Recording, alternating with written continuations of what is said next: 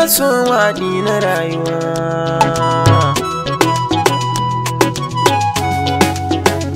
Sai da na duba fuskata, kana na duba gemuna, da cikar kamalata na gane na ciwo aure.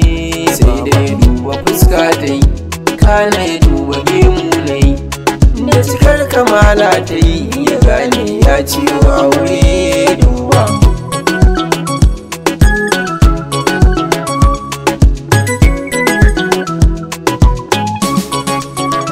idan Allah yana binke mata ki tsaya ki saurara, akwai zance guri na domin na ga jikinki ba hura.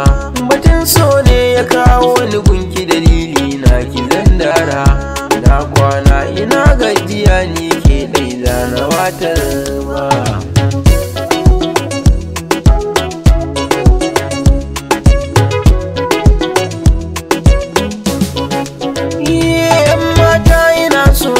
Koma gefe mu sasanta, dan jiya na mafarkin kiyasin gona kin zamo mata. Idan kuma na yi ƙarya ina so yanzu ki kalli fuskata, gage mu da ɗan sa jikin yabansa ba za na koye ba.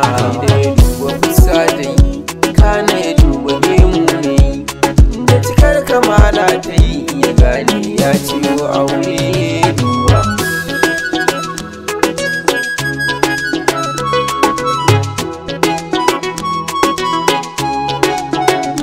so waɗi na rayuwa.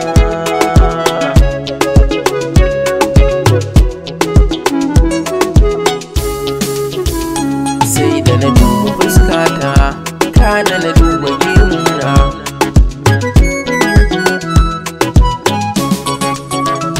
don Allah ina so umma da abba ku ƙara duba ni, ku duba ko a dangi ku samu wadda diyar ta aure ni.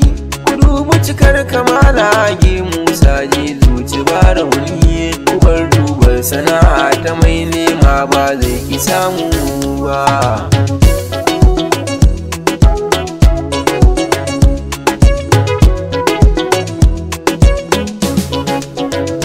Mai nema na yi kirarin dama bai ki samu ba, inda na ganki na daina shan wara kai so akwai riba.